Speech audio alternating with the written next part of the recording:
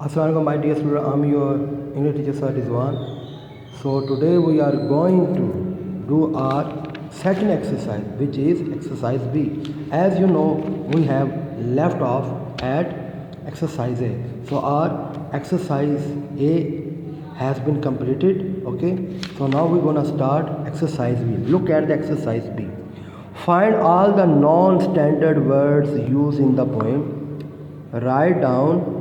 Write them out along with their correct meaning and form. Do not forget to list all the words with an apostrophe.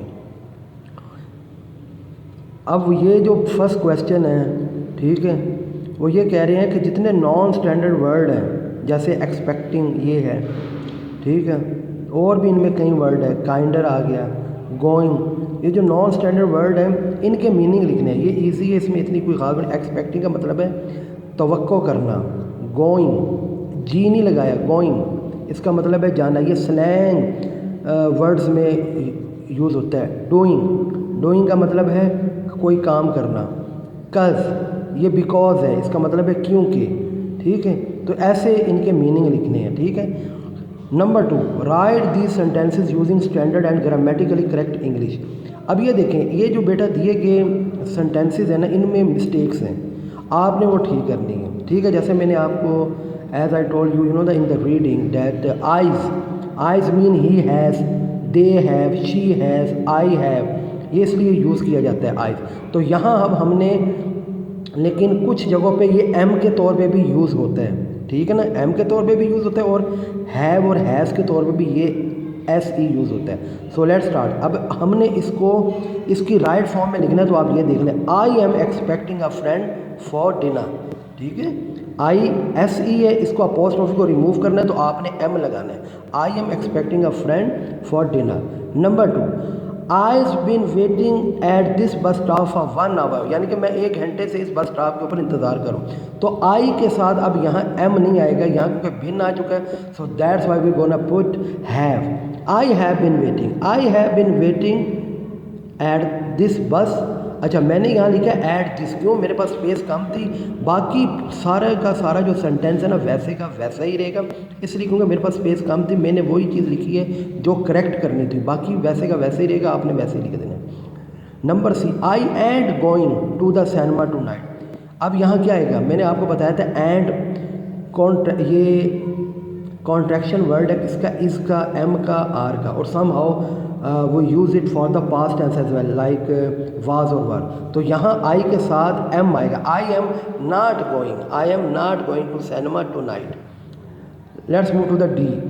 देज been kind sleepy today.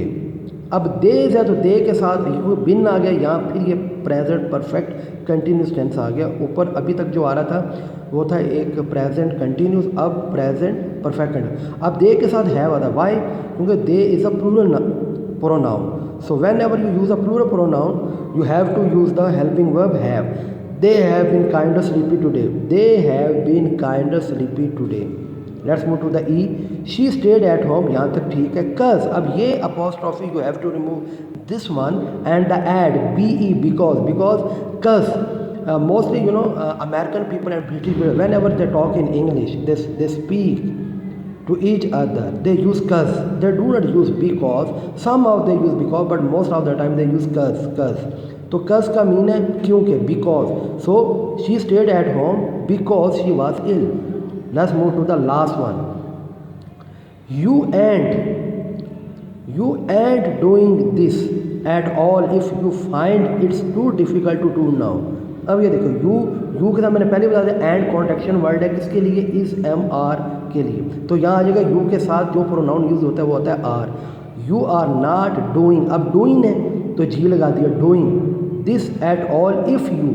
अच्छा, you के बाद इन्होंने finds लगाया, जबकि first form of verb के साथ S और ई एस नहीं लगता व्हेन यू यूज़ यू, तो यहाँ लगता है सिर्फ फाइंड। तो you find it is too difficult to do now. तो बेटा ये एक दफ़ा फिर देखने क्लोजअप में आपने इसको इस तरह लिखना है, ठीक है। ये मैं क्लोजअप में भी कर रहा हूँ, okay. I am gonna make it easy for you to write down in your note copies, okay. Okay, now let's move to the exercise number C, beta, learning about the language. What does it mean? You have to learn the language, by the way.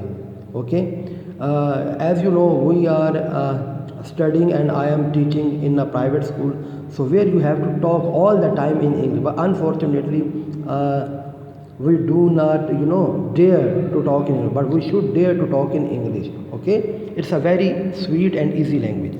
Sentences, let's move to sentence. What are the sentences? What does it mean, sentence? Sentences, there are many kinds of sentences, like a statement, question mark, exclamation, command.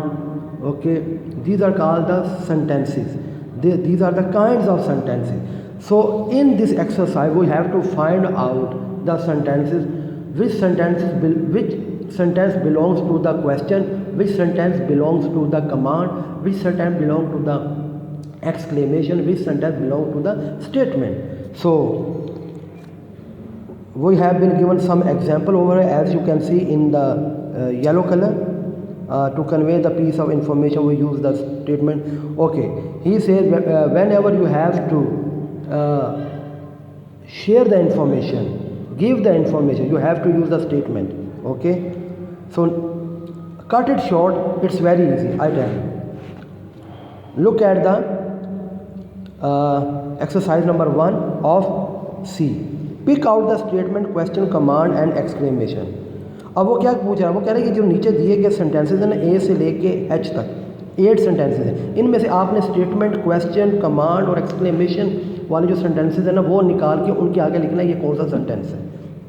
अब ये देखिए, the boards are torn up. अब बेटा जो भी positive sentence होगा जिसके अंदर नॉट का इस्तेमाल नहीं होगा, ठीक है, सिर्फ पॉजिटिव होगा, जैसे I go to school, I get up early in the morning, I do my homework, I visit my grand parents, अच्छा I go to Islamabad in holidays, ठीक है, इस किस्म के जितने सेंटेंस हैं that is called the statement, ठीक है।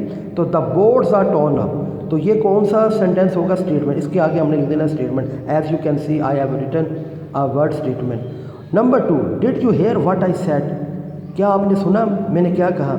अब ये किस चीज़ को जाहिर करा, ये क्वेश्चन को जाहिर करा, इसमें डबल इंटरोगेटिव आ गया। एक तो डिड यू हेयर, ये बन गया यू हर्ड। यू हर्ड को अगर हम क्वेश्चन में चेंज करें तो डिड यू हेयर, तो then another one what I said, तो ये क्वेश्चन वाला बन गया। Keep it safely in a trunk, number C. ये जो कमांड वाले सेंटेंस होते हैं ना बेटा, इसमें प्रोनाउन जिसको सब्जेक्ट के तौर पे हम यूज़ करते हैं वो यूज़ नहीं होता, इसमें सब्जेक्ट यूज़ नहीं होता, इसमें सब्जेक्ट हाइड होता है। इसमें हम डायरेक्टली वर्ब से यूज़ करते हैं, first form of verb then object से। Keep it safe, shut the door please, shut the door, bring me a glass of water, okay, do your homework, okay, look at the book, look at the board, ठीक है, अच्छा, switch off the fan, turn on the TV, okay, just like that। तो ये आ गया command. Let's move to another page. अब ये देख लें, इसी को कंटिन्यू करते हैं। D, how fresh it is. अब ये क्या है, ऐसे तमाम सेंटेंसेस जिसके अंदर हम अपने इमोशन, फीलिंग जाहिर करते हैं, जिसमें हम when we are shocked in a good way और in a bad way we say oh my days, oh my God, या अगर हम हैप्पी हैं तो हम कहते हैं वाओ, हैं, इस किस्म के। तो जो सेंटेंसेस होते हैं हम उसको क्या कहते हैं, एक्सक्लेमेशन। तो देखो ना, हाउ फ्रेश इट इज़, जिसके साथ ये एक्सक्लेमेशन मार्क्स भी लगा हुआ होता है, ये ज़रूर गौर से देख लो, जिसके साथ ये मार्क्स लगा हुआ होगा वो एक्सक्लेमेशन होगा। तो इसके हमने सामने क्या लिखना है, exclamation. Let's move to the E, it will change colour into 2 hour. अच्छा, अब ये कौन सा है, ये भी स्टेटमेंट का है, क्योंकि इसमें क्वेश्चन भी नहीं पूछा जा रहा और इसमें नेगेटिव भी नहीं है, ये सारा स्टेटमेंट का। Number F, throw it away. अब थ्रो क्या है, फर्स्ट फॉर्म ऑफ वर्ब, और आगे क्या है, इट ऑब्जेक्ट अवे। तो अब ये बन गया थ्रो इट अवे, ये बन गया command. I burn it yesterday, अब ये बन गया statement. Have you burn it yet, अब ये बन गया क्या, क्वेश्चन। क्यों, क्योंकि हैव पहले आ रहा है, यानी कि अगर स्टेटमेंट होता तो आता you have burn it yet, तो जब उसका क्वेश्चन मार्क बनाएंगे तो क्या बनाएंगे, have you burn it yet. Let's move to the exercise number 2, make question from the sentences below. अब वो क्या कह रहा है, ये जो नीचे दिए गए जितने सेंटेंसेस हैं इनको आपने चेंज करना है, you have to change them in the question sentences. How you gonna do it? It's very simple. It had tags in it.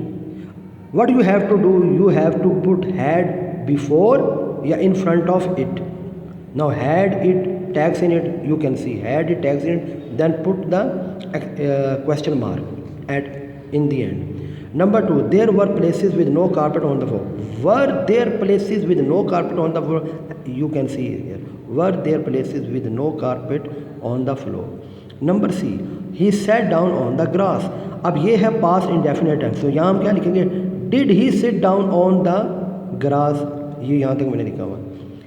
Number D, she finds it hard. Does she find it hard. अब does आता है she के साथ, यानी कि जो singular pronoun है ना प्रेजेंट इंडेफिनिट टेंस में, उसमें उनके साथ आता है डज या डज नॉट, और जो प्लूरल है आई वो यू दे, उनके साथ डू नॉट आता है या डू आता है.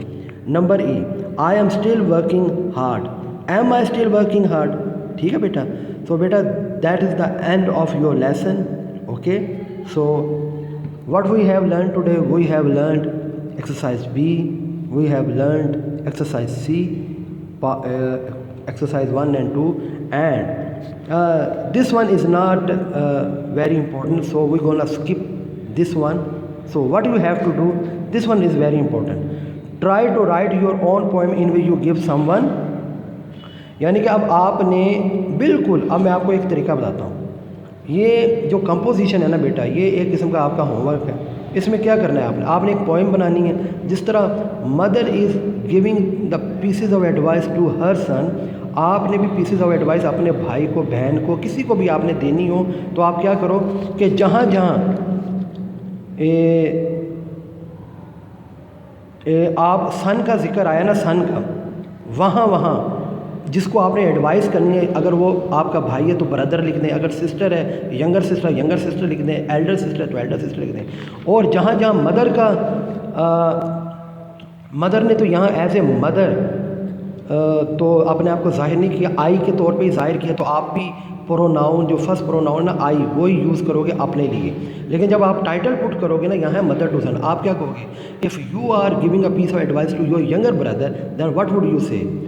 Big brother to younger son, big brother to younger brother, big brother to younger brother, या elder brother to younger brother. उस टाइटल, उस पोएम का टाइटल होगा.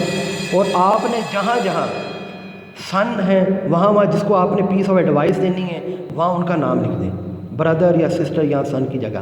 बाकी कोई चीज़ चेंज नहीं होगी, नीचे दिखते जाएं जहाँ जहाँ वो यूज़ हो रहा है बॉयज़. सो बॉयज़, अगर आपने अपने भाई को दे रहे हैं एडवाइस तो बॉयज़ का बॉय, अगर किसी बहन को दे रहे हैं तो यहाँ सो सिस्टर यहाँ लिख दें. ठीक है, तो इस तरह ये आप इसको चेंज कर सकते हो. ठीक है, so until next time I से अल्लाह हाफिज़, टेक केयर, बाय बाय.